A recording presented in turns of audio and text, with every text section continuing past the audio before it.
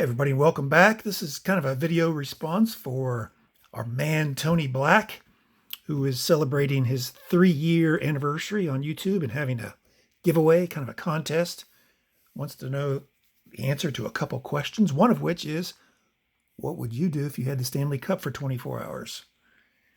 And my answer is going to be very boring because I'm not going to do a thing with it.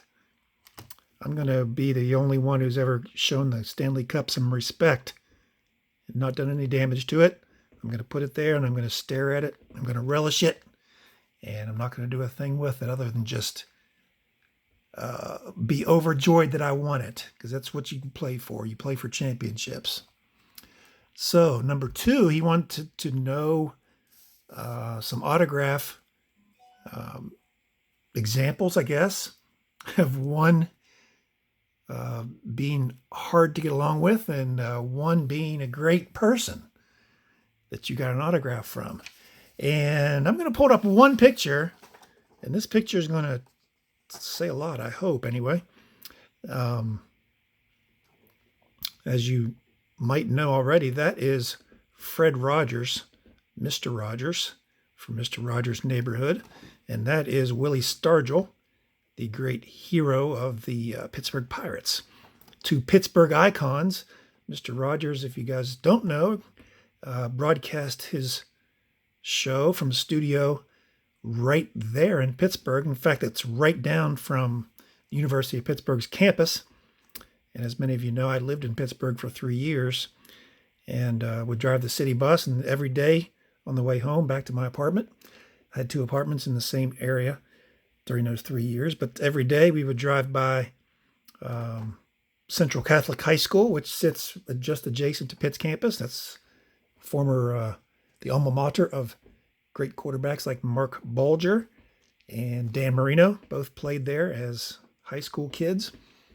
And right beside that is WQED television studio, where Mr. Rogers broadcast his show for decades and decades.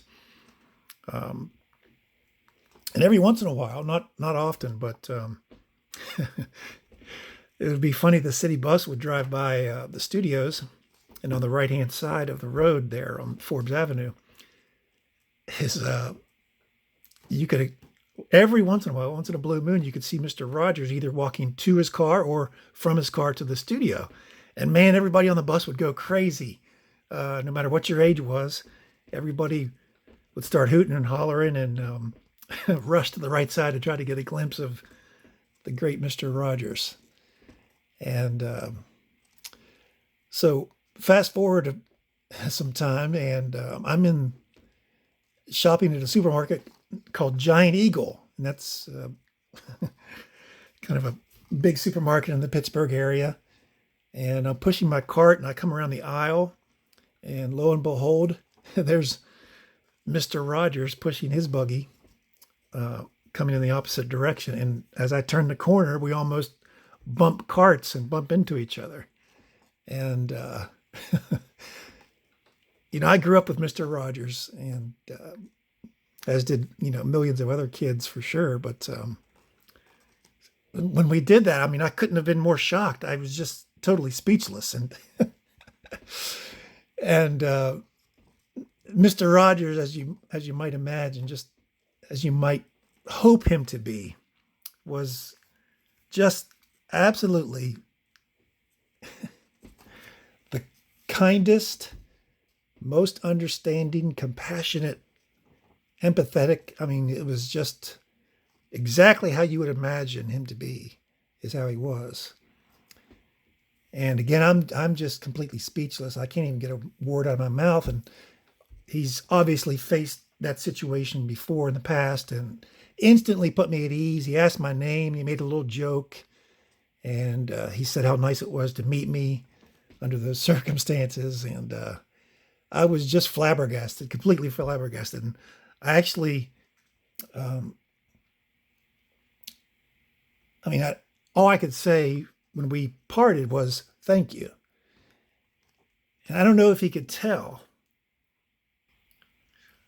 I think Mr. Rogers is wise, even beyond what we hope him to be or want him to be. But I wasn't just thanking him for being nice on that occasion. I think my thank you came from somewhere deep within me. And I was thanking him for teaching me, for growing me, for speaking to me through the television all those years before. And in my mind anyway, he could tell that it came from the bottom of my heart. So let's see if I can put this up over here so we can continue to see it and look at it. That's not good enough.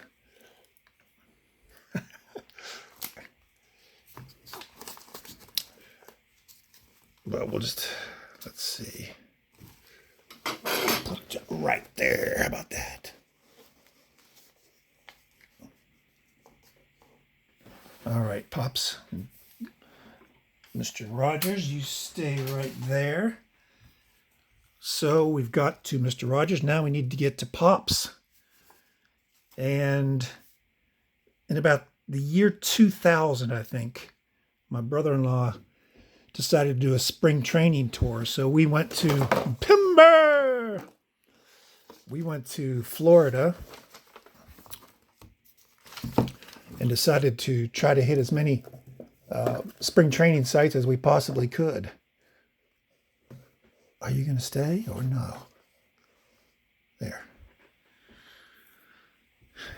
And I think we hit, I don't know, 6, 7, 8, probably 8 spring training camps down there. Tigers, Reds, Yankees, Astros, Braves. They were in Disney at the time. Cardinals. Did I mention them? Phillies. And then lastly, we stopped in Bradenton, Pirate City, and saw the Pirates. And the Pirates were also running an adult fantasy camp that week. So a lot of the old-time players came back to either help coach, the adults who were there at the fantasy camp, or just, make an appearance, maybe talk to them over at dinner or whatever. There was Bill Mazeroski was there, Tekulve was there, Steve Blass, Jim Rooker, Bill Madlock, Donnie Robinson was there. A lot of old Pirates. They tried to get as many of the 71 Pirates and 79 Pirates World Series teams as possible. And all of a sudden, here comes old Pops. Here comes Willie Stargell. Man, I was excited. And I got 2 brothers. I'm the youngest. My middle brother he absolutely worshipped Willie Stargell. That was his favorite player of all time, bar none. And my oldest brother and I both liked Roberto Clemente. We're all 3 Pirate fans growing up. And here comes Pops, and they bring him in on a golf cart. He's obviously getting up there in age. His health isn't doing so well. He can't walk very well. His knees are bothering him. His back's bothering him. So they bring him in on a golf cart. And the fans start to get excited when they see him coming and everything. But they wheeled him out. And, of course, it's terribly sunny and hot in Bradenton, Florida that particular day. And that whole week really was great weather, very hot. So he goes over and he sits against a building and he tries to find some shade. So, nobody can blame him for that, I guess. The rest of the old retired Pirates were either hobnobbing with the fans or glad-handing with them or with the fantasy campers or, trying to coach them up a little bit as best they can and so forth. But there goes Pops over by himself, sitting right against a building with a little roof overhang so he can get some shade. So, nobody's bothering him. He's just sitting over there by himself, off from everybody else. And he's there, and I'm trying to sneak over there to get a peek at him, and he's whittling. He's whittling this little, I don't know, it's probably 7, 8 inches. It's a little totem pole. And got a little tiny knife, and he's whittling away. He's just sitting there not paying attention to anybody or anything other than what he's doing there. And after a while, Bill Madlock comes over, and he sits near Pops, and they start to, get into a conversation. And I'm Of course, I'm trying to eavesdrop to see what they're saying and everything. I'm trying to get closer and closer like any good stalker would do. And Bill Madlock has a filthy mouth, by the way. Every word out of his mouth is a cuss word. Yeah, so Pops keeps whittling even while he's talking to Mad Dog. So pretty soon, here comes a small kid. Maybe he's, I don't know, 7, 8, 9 years old. And he gets up the courage to come over and ask Stargell for an autograph. He's very respectful. In fact, I could hear him. He said, "Mr. Stargell, can I please have your autograph?" And Pops looks at him and says, "I'm busy. Can't you see I'm busy?" He said, "No, I don't want to sign that for you."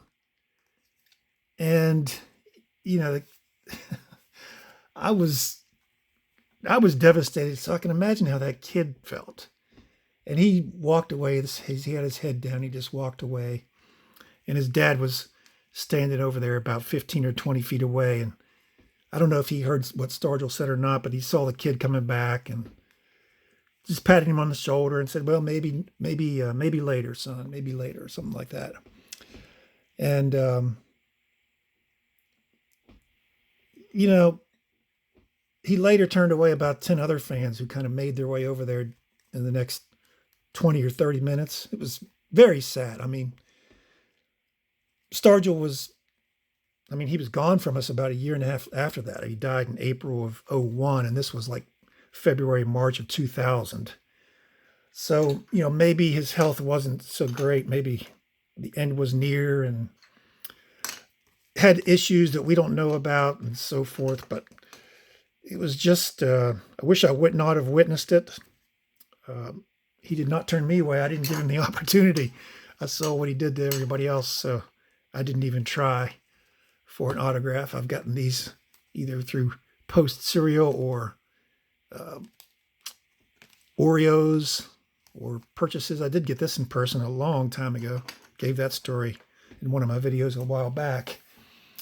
But yeah, when one of your heroes doesn't act so heroic, sometimes it's best not to know. So I never did tell my middle brother what I did or what Pops did. You know, it was just better left unspoken. Let my brother believe what he wants to believe about Willie Stargell. So anyway, they say picture's worth 1,000 words. So this one truly is. I don't know how many I've spoken so far, but as usual, I've gone on too long and too long-winded. So hope you enjoyed this story. Hope any of you may have grown up and idolized Willie Stargell or Mr. Rogers. Let me know down below what you think. I'll leave a link to Tony's channel, of course, down below. Go sub Tony Black. He does a lot of TTM videos, does a lot of giveaways and things like that. He's always very, very active on YouTube. Great supporter of my channel and sends cards to everybody. He's a very generous person. So go give him a sub if you haven't done so already, and you'll really enjoy his channel. And hope you enjoy these stories. Thanks so much for watching, and we'll see you soon.